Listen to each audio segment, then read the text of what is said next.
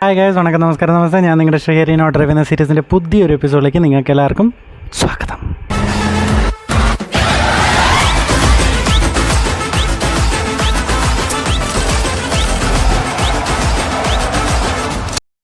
ഇന്ന് ഞാൻ പറയാൻ പോകുന്ന സിനിമയുടെ പേരാണ്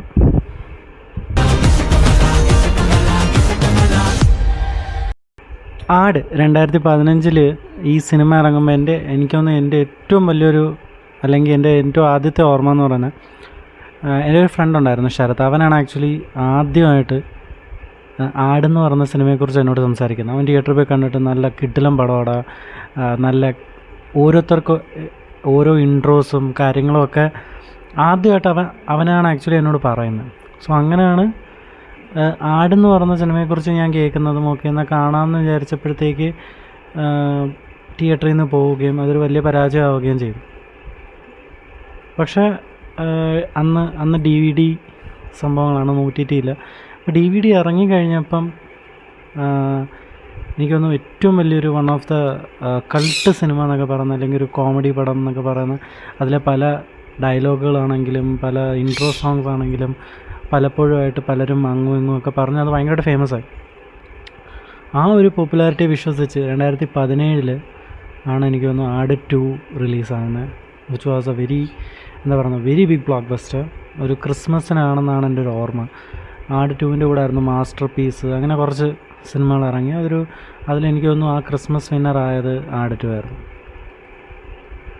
ആൻഡ് വേറൊരു നല്ലൊരു പ്രൗഡ് മൊമെൻ്റ് എന്താണെന്ന് വെച്ചാൽ, അന്ന് ആടെന്ന് പറഞ്ഞ സിനിമയെക്കുറിച്ച് സംസാരിച്ച, അല്ലെങ്കിൽ ആ സിനിമ എന്നെ എനിക്ക് പരിചയപ്പെടുത്തി തന്ന ശരത്ത്, ആട് 3 VFX വർക്കിൽ അവനും ഒരു പാർട്ട് ഓഫ് ആണ്. So man, if you are looking at it, if you are watching this video, hats off.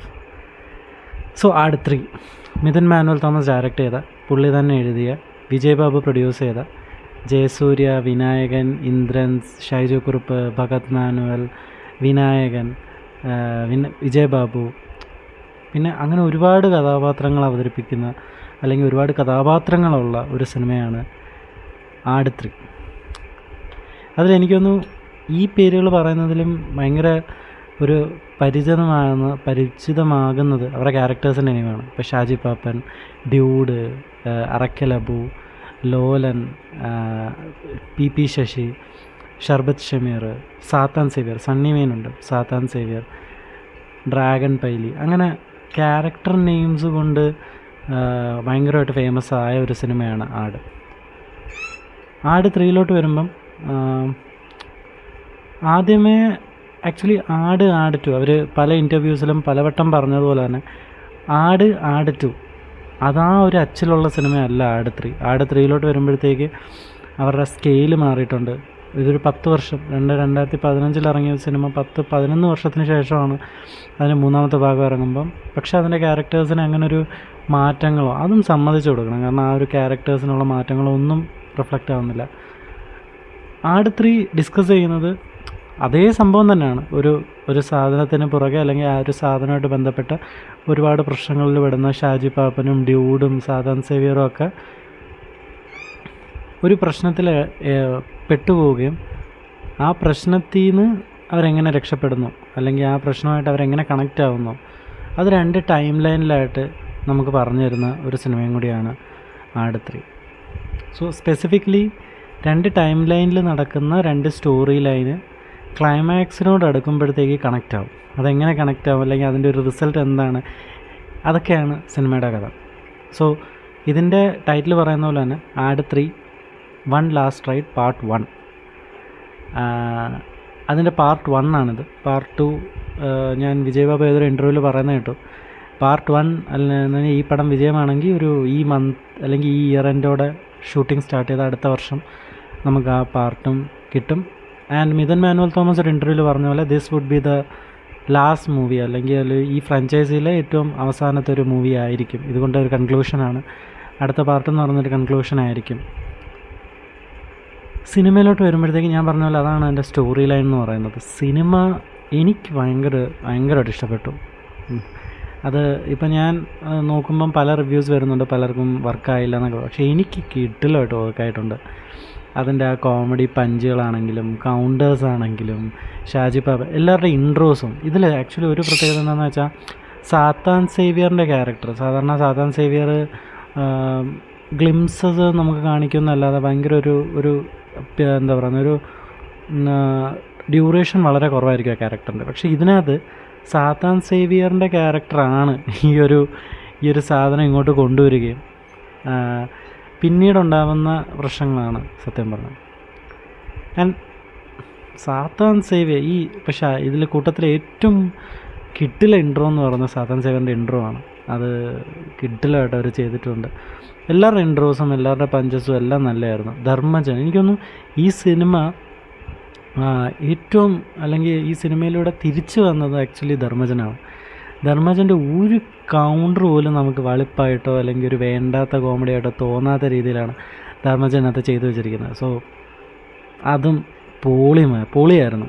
So ധർമ്മജനും ഒരു തിരിച്ചുവരവ് വന്നു. അതേപോലെ ഡ്യൂഡിൻ എനിക്കൊന്ന് സെക്കൻഡ് ഹാഫിൽ ഒന്ന് ലോ ആയപ്പോൾ പടം, കാരണം ഇതിനകത്ത് 2 ടൈം ലൈനിലുണ്ട്. അതേപോലെ തന്നെ ഇത് ആട് 1 ആട് 2ൻ്റെ പോലൊരു സിനിമയല്ല. ഇതിനകത്ത് ഒരു ജോണറിൻ്റെ ഒരു ഷിഫ്റ്റും കൂടി ചേഞ്ച് ചെയ്തിട്ടുണ്ട്. കാരണം അതൊരു പക്ക കോമഡി അല്ലാതെ ആ കോമഡിയിലൊരു സാധനം കൂടി ഒരു ഫാൻറ്റസി എലമെൻറ്റും കൂടി ചേർത്തിട്ട്, അപ്പം ആ ഒരു എലമെൻറ്റിനെ എസ്റ്റാബ്ലിഷ് ചെയ്യാൻ വേണ്ടി അവർ കുറച്ച് ടൈം എടുക്കുമ്പം ഒരു ലാഗ് നമുക്ക് ഫീൽ ചെയ്യും എങ്കിലും അതിനെ നല്ല രീതിയിൽ കോംപ്ലിമെൻ്റ് ചെയ്ത് കോമഡികൾ നമുക്ക് അടുത്ത സീനിലൊക്കെ വന്ന് അത് കോംപ്ലിമെൻ്റ് ആയി പോകുന്നുണ്ട്.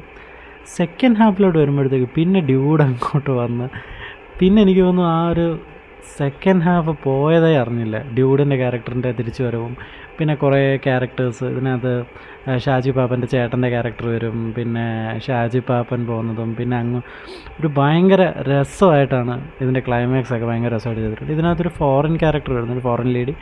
പുള്ളിക്കാരിയാണ് ഒരു മെയിൻ അല്ലെങ്കിൽ ഒരു മെയിൻ പ്രോട്ടഗോണിസ്റ്റ് എന്ന് പറയുന്ന, അല്ലെങ്കിൽ ആൻറ്റഗോണിസ്റ്റ് എന്ന് പറയുന്ന വില്ലത്തെയാണ് പുള്ളിക്കാരി.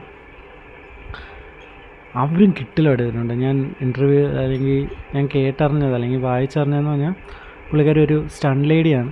സോ പുള്ളിക്കാരി നല്ല കിഡിലായിട്ട് ചെയ്തിട്ടുണ്ട്. പുള്ളിക്കാരിയുടെ ആക്ഷൻ സീക്വൻസസ് ആണെങ്കിലും നല്ല ഭയങ്കര എന്താ പറയുക ഫ്ലെക്സിബിളായിട്ട് പുള്ളിക്കാരി ചെയ്തിട്ടുണ്ട്. സോ കിഡിലാണ്.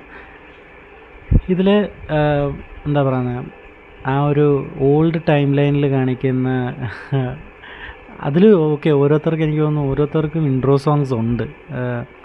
പക്ഷേ ഷാജി പാപ്പൻ്റെ അത്ര എത്തത്തില്ല, പക്ഷേ അവർക്കും ഇൻട്രോ സോങ്സ് ഉണ്ട്. മ്യൂസിക് നല്ല രീതിയിൽ നടന്നിട്ടുണ്ട്. അതേപോലെ VFX ഒരു പരിധി വരെ നല്ലതായിരുന്നു. എനിക്ക് അങ്ങനെ ഒരു കുറവായിട്ടും തോന്നിയില്ല. എനിക്കൊന്ന് VFXും കൊള്ളായിരുന്നു. പിന്നെ മ്യൂസിക് ഞാൻ പറഞ്ഞ പോലെ നല്ല അടിപൊളി മ്യൂസിക്കായിരുന്നു. ഇത് എഴുതിയിരിക്കുന്നതും ഭയങ്കര രസകരമായിട്ടാണ്. കാരണം ഇതിനകത്ത് പറഞ്ഞു പോകുന്നത് ഭയങ്കര ഒരു കോംപ്ലക്സ് സ്റ്റോറി ലൈനാണ്. അപ്പോൾ ഇതിനകത്ത് എങ്ങനെ നമുക്ക് കോമഡി ഇൻക്ലൂഡ് ചെയ്യാൻ പറ്റും, അല്ലെങ്കിൽ എങ്ങനെ ഈ ക്യാരക്ടേഴ്സിനെ കൊണ്ടുവരും എന്ന് പറയുന്നൊരു ഇൻട്രസ്റ്റിംഗ് തിങ് ആയിരുന്നു. നല്ല രീതിക്ക് തന്നെ മിഥുൻ മാനുവൽ തോമസ് ചെയ്തിട്ടുണ്ട്. സോ ഇത് തികച്ചും സ്ട്രിക്ട്ലി എൻ്റെ പേഴ്സണൽ ഒപ്പീനിയനാണ്. എനിക്ക് സിനിമ ഇഷ്ടപ്പെട്ടു. കോമഡീസൊക്കെ ഒരുവിധം എല്ലാം എനിക്ക് വർക്കൗട്ടായി. ഞാൻ ഒരു 2.5 മണിക്കൂർ, എനിക്കൊന്നും 2.25 മണിക്കൂറുണ്ട് സിനിമ. എനിക്ക് ഭയങ്കരമായിട്ട് ഇഷ്ടപ്പെട്ടു. ഇപ്പോൾ പഴയ സ്റ്റോറി ലൈനിലാണെങ്കിലും പുതിയ സ്റ്റോറി ലൈനാണെങ്കിലും എനിക്ക് നല്ല രീതിക്ക് ഇഷ്ടപ്പെട്ടു. സോ നിങ്ങളൊരു OG ആട് ഫാനാണെങ്കിൽ തീർച്ചയായിട്ടും തിയേറ്ററിൽ ധൈര്യമായിട്ട് പോയി കാണാൻ പറ്റുന്ന ഒരു സിനിമയാണ്. സോ അതിലുള്ള ഇന്നത്തെ വീഡിയോ. ഈ വീഡിയോ നിങ്ങൾക്ക് ഇഷ്ടപ്പെട്ടാൽ തീർച്ചയായിട്ടും ലൈക്ക് ചെയ്യുക, ഷെയർ ചെയ്യുക, സബ്സ്ക്രൈബ് ചെയ്യുക. ഈ വീഡിയോ നിങ്ങളുടെ ഫ്രണ്ട്സിന് ഇഷ്ടപ്പെടുന്നുണ്ടെങ്കിൽ അവർക്കും കൂടി ഒന്ന് ഷെയർ ചെയ്ത് കൊടുക്കുക. നമ്മുടെ ഫാമിലി വളരുമല്ലോ. സോ അത്രയുള്ള ഇന്നത്തെ വീഡിയോ. അടുത്ത വീഡിയോ കാണുന്നവരെ ബൈ.